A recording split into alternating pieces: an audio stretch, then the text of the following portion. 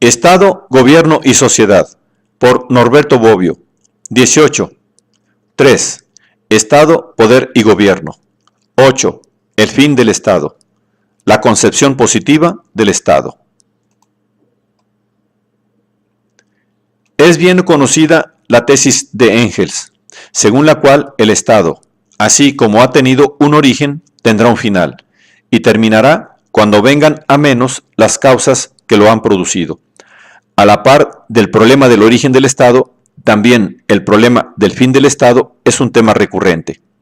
Sin embargo, es preciso, antes que todo, distinguir el problema del fin del Estado del problema de la crisis del Estado del que se habla tanto en estos años, en referencia al tema de la creciente complejidad y a la consecuente ingobernabilidad de las sociedades complejas, o bien al fenómeno del poder difuso, cada vez más difícil de reconducir a la unidad decisional que ha caracterizado al Estado desde su nacimiento hasta hoy. Por crisis del Estado se entiende, de parte de los escritores conservadores, crisis del Estado democrático, que ya no logra hacer frente a las demandas que provienen de la sociedad civil provocadas por él mismo. De parte de los escritores socialistas o marxistas, crisis del Estado capitalista que ya no logra dominar el poder de los grandes grupos de interés en competencia entre sí. Crisis del Estado quiere decir de una parte y de otra parte y de otra, crisis del Estado quiere decir de una parte y de otra, crisis de un determinado tipo de Estado, no terminación del Estado. Prueba de ello es que ha regresado a la orden del día el tema de un nuevo contrato social, a través del cual se debería dar vida precisamente a una nueva forma de Estado, tan diferente del Estado capitalista o Estado de injusticia, como del Estado socialista o Estado de ilibertad.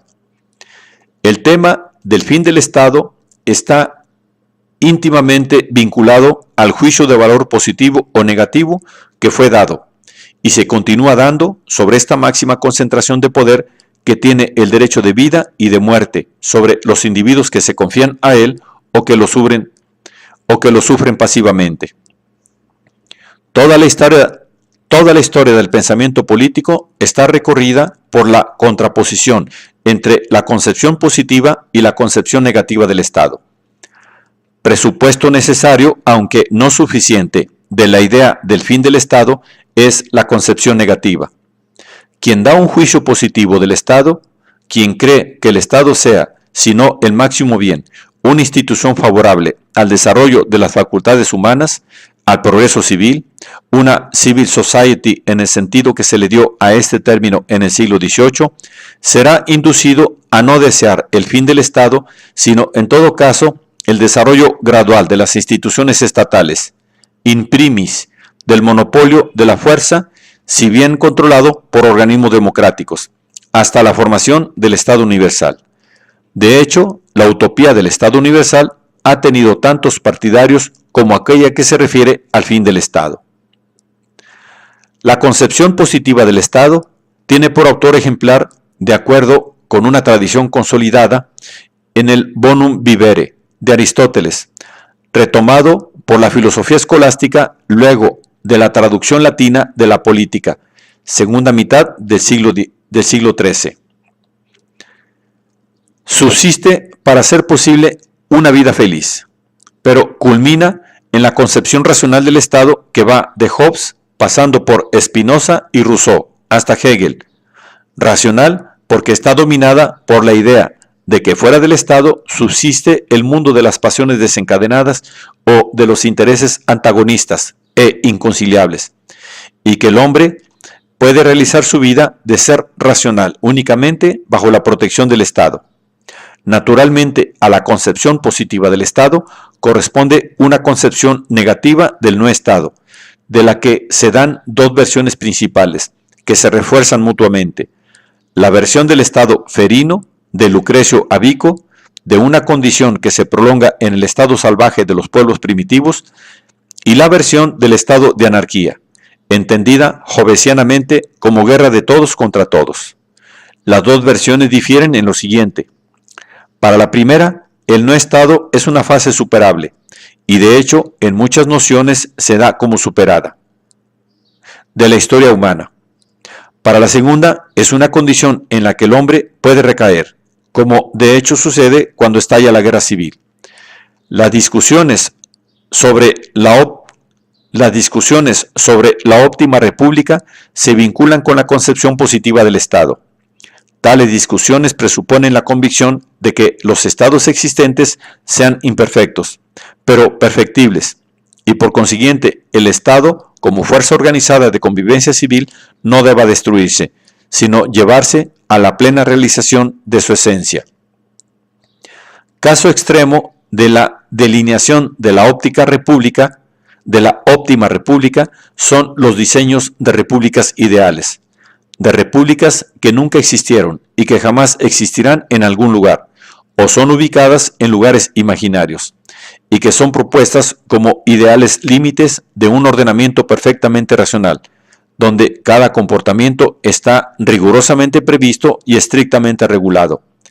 De la República de Platón a la Ciudad de Dios de Tommaso Campanella, las repúblicas ideales siempre son modelos de superestatilización, de una verdadera y propia hipertrofia de las funciones de la regulación de la vida civil, de la que habría brotado la necesidad de la vida política, y en consecuencia son representaciones inspiradas en una concepción altamente positiva del Estado, cuya contrafigura es la utopía negativa como la de Orwell, surgida como reacción a las prevaricaciones reales y previsibles del Estado todo.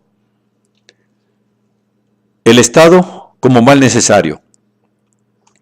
Hay dos concepciones negativas del Estado, una más débil y otra más fuerte.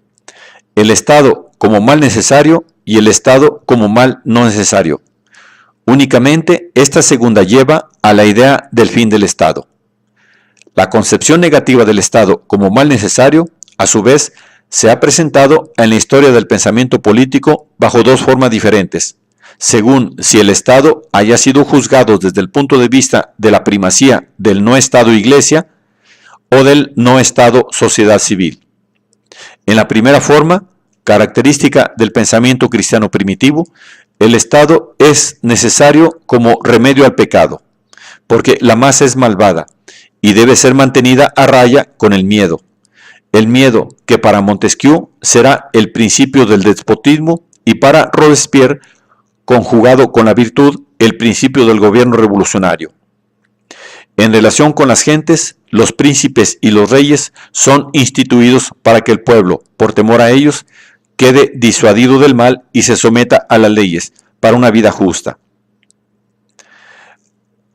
Abandonada por el pensamiento escolástico, que por influencia de la doctrina clásica recupera la tesis de la función positiva del gobierno civil, la doctrina negativa del Estado es retomada por Lutero, con una vehemencia que solo será igualada por las doctrinas que justificarán el terrorismo de Estado, en la famosa Carta a los Príncipes Cristianos sobre la autoridad secular, 1523, donde se lee que, siendo pocos los verdaderos cristianos, Dios ha impuesto a los demás, aparte del reino de Dios, otro régimen, y los ha puesto bajo la espada, de manera que aunque lo hiciera de buen grado, no puedan practicar su maldad, y donde lo hagan, no sea sin temor, o con sinceridad y licencia, precisamente como con lazos y cadenas se ata a una bestia salvaje y feroz, a fin de que no pueda morder ni atacar según su instinto, aunque lo haría de buena gana.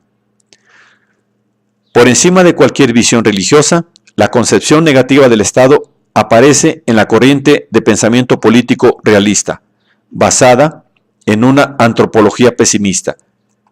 De algunas famosas frases de Maquiavelo derivó la imagen de la faz demoníaca del poder, pero el nexo entre antropología pesimista y concepción negativa del Estado no es necesario. Hobbes tiene una visión pesimista del hombre, que abandonado a sí mismo es lobo de otro hombre, mas el Leviatán es el monstruo benéfico contrapuesto a Behemoth, el monstruo maléfico de la guerra civil. Admitido el Estado como un mal, pero necesario, ninguna de estas doctrinas desemboca en la idea de la terminación del Estado. Es mejor el Estado que la anarquía. En la visión cristiana del mundo, más allá e incluso por encima del Estado, está la Iglesia, que se sirve del Estado para un fin bueno y por tanto tiene necesidad de él, aunque lo considere un instrumento imperfecto. La negatividad del Estado tiene solución en su subordinación a la Iglesia, mientras en la concepción realista del Estado, este no es rescatable más que en la potencia que es el fin último del príncipe. Por ello, aún en su negatividad, el Estado puede y debe continuar sobreviviendo. Y aunque el pecado original haya sido borrado mediante la gracia del bautismo para todos los fieles, sin embargo, el justo Dios separó las formas de vidas de los hombres, haciendo algunos siervos y otros señores, para que la posibilidad de actuar mal de los primeros fuese reprimida por el poder de los dominadores. Isidoro de Sevilla. Cuando la sociedad civil, bajo forma de sociedad de libre mercado, muestra la pretensión de restringir los poderes del Estado al mínimo indispensable, el Estado, como mal necesario, asume la figura del Estado mínimo, figura que se vuelve el denominador común de las mayores expresiones del pensamiento liberal. Para Adam Smith, el Estado debe limitarse a ver por la defensa externa y el orden interno, además de la ejecución de trabajos públicos. Nadie más incisivo que Thomas Paine manifestó la necesidad de la que nace la idea del Estado mínimo. Precisamente al inicio de Common Sense, escribe: la sociedad es producto de nuestras necesidades y el gobierno de nuestra maldad. La primera promueve nuestra felicidad positivamente, uniendo nuestros afectos. El segundo, negativamente, frenando nuestros vicios. Una anima las relaciones, otro crea las distinciones. La primera protege, el segundo castiga. Bajo cualquier condición, la sociedad es una bendición. El gobierno, aún en su forma mejor, no es más que un mal necesario. En su peor forma es insoportable. De Wilhelm von Humboldt a Benjamin Constant, de John Stuart Mill a Herbert Spencer, la teoría de que el Estado debe ser un buen Estado, debe gobernar, de que el Estado, para ser un buen Estado, debe gobernar lo menos posible, domina todo el espacio en el que la sociedad burguesa se expande y triunfa. A decir verdad, más en teoría que en la práctica, las ideas de libre mercado interno e internacional, el libre cambio. Pero todavía en este caso, Estado mínimo no quiere decir sociedad sin Estado, o que se encamine a prescindir del Estado.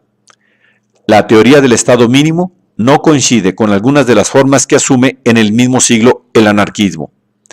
Un libro que ha tenido gran éxito en estos años, tanto así que ha sido comparado con el ensayo sobre la libertad de John Stuart Mill, de 1859, Anarquía, Estado y Utopía, de Robert Nozick, 1934, se ha propuesto como objetivo fundamental defender el Estado mínimo, sea contra la negación anarquista del Estado, sea contra el Estado de justicia, en particular contra la tesis, también ellas muy debatidas, de John Rawls, de 1971, argumentando amplia y sutilmente en favor de la tesis de que el Estado mínimo es el Estado más extenso que se pueda justificar. Una variante de la teoría del Estado mínimo, vecina de la teoría del fin del Estado, es la teoría anglosajona del Guild Socialism, que ha producido una verdadera y propia teoría del Estado pluralista, basado en la distinción entre descentralización funcional o de los grupos y descentralización territorial, y en la tesis de que el Estado deba restringir su función a la de coordinador supremo de los grupos funcionales, económicos y culturales. La Declaración de los Derechos Sociales de George Goodrich, 1944, puede ser considerada como un manifiesto del pluralismo jurídico y social, que tiene lejanos orígenes proudhonianos. El individuo, no debe ser tomado en consideración como ente abstracto, sino como productor, consumidor, ciudadano. A toda actividad debe corresponder alguna asociación funcional y el Estado, en cuanto ente suprafuncional, debe tener tareas de coordinación, no de dominio. El Estado como mal no necesario. Y si el Estado fuese un mal, y por añadidura no necesario, la respuesta afirmativa a esta pregunta ha dado vida a las diversas teorías del fin del Estado. Conviene señalar que en todas estas teorías, el Estado siempre es considerado como el detentor del monopolio de la fuerza y en consecuencia como la potencia que, única sobre un territorio determinado, tiene los medios para constreñir a los réprobos y recalcitrantes, recurriendo en última instancia a la coerción. Así pues, fin del Estado quiere decir nacimiento de una sociedad que puede sobrevivir y prosperar sin necesidad de un aparato coercitivo.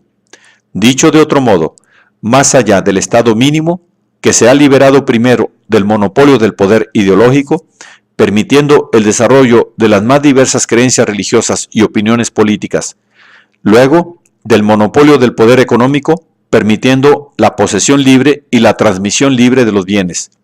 Está, como último término de la emancipación del no Estado frente al Estado, la sociedad sin Estado, que se ha liberado de la necesidad del poder coactivo.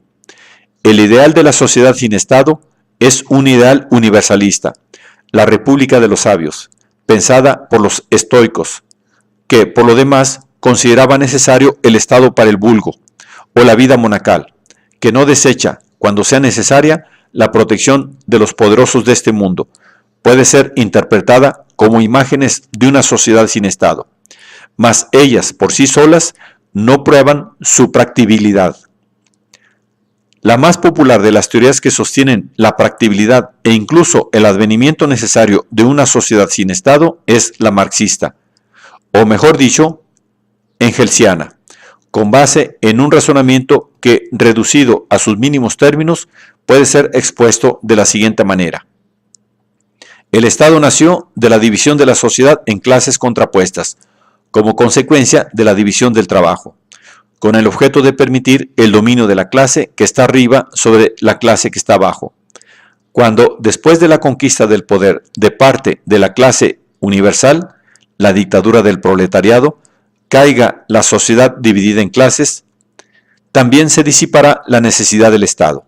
El Estado se extinguirá, perecerá de muerte natural, porque ya no será necesario.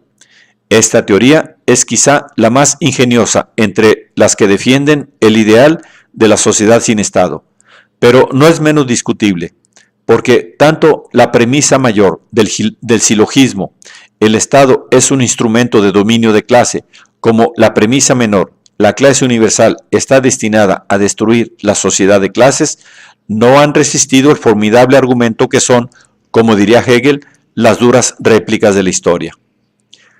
Ciertamente, la teoría Marx-Engels de la terminación del Estado es la más popular, pero no es la única. Indicaremos, sin alguna pretensión de ser exhaustivos, por lo menos otras tres.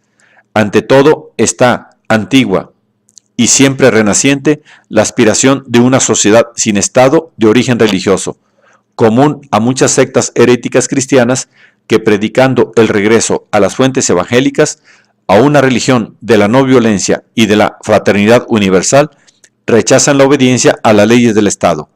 No le reconocen las dos funciones esenciales, la milicia y los tribunales. Además de ello, consideran que una comunidad que viva de acuerdo a los preceptos evangélicos no tenga necesidad de las instituciones políticas. En el extremo opuesto, el ideal del fin de la sociedad política y de la clase política que abusivamente se beneficia de ella, ha sido predicado por una concepción que hoy se llamaría tecnocrática del Estado, como la expuesta por Saint-Simon, de acuerdo con el cual, en la sociedad industrial, en la que los protagonistas ya no son guerreros y los juristas, sino los científicos y los productores, ya no habrá necesidad de la espada de César. Este hecho tecnocrático de Saint-Simon es acompañado por una fuerte inspiración religiosa, como surgiendo de este salto fuera de la historia, que es la sociedad sin Estado, no sea concebible prescindiendo de una idea mesiánica. Al mismo tiempo, el modelo tecnocrático ha ejercido una fuerte influencia en algunos teóricos marxistas. Piénsese en lo que ha sido definido en la revista Matemáticas de Bukharin, manifestado claramente en algunas afirmaciones del ABC del comunismo, según el cual, al llegar la revolución, la dirección central en el ordenamiento social comunista será confiada a varios oficiales de contabilidad y oficiales de estadística. En fin, el ideal de la sociedad sin Estado ha dado origen a una verdadera y propia corriente de pensamiento político y a varios movimientos correspondientes que desde finales del siglo XVIII hasta hoy no han dejado de alimentar el debate político y realizar acciones de acuerdo con los ideales propugnados, el anarquismo, llevando a sus últimas consecuencias el ideal de la liberación del hombre de toda forma de autoridad religiosa, política y económica, y viendo en el Estado el máximo instrumento de la opresión del hombre sobre el hombre, el anarquismo imagina una sociedad sin Estado ni leyes, basada en la espontánea y voluntaria cooperación de los individuos, asociados, libres e iguales entre sí, aunque diversos, sea por los presupuestos filosóficos, sea por la preferencia de algún medio, persuasión o violencia, sea por las reformas económicas y políticas de las que son promotores. Los movimientos anarquistas representan el ideal recurrente de una sociedad sin opresores ni oprimidos, más que una convicción religiosa o en supuestas teorías científicas, se basan en una concepción optimista del hombre, diametralmente opuesta a aquella que invoca al Estado fuerte para domar a la bestia salvaje.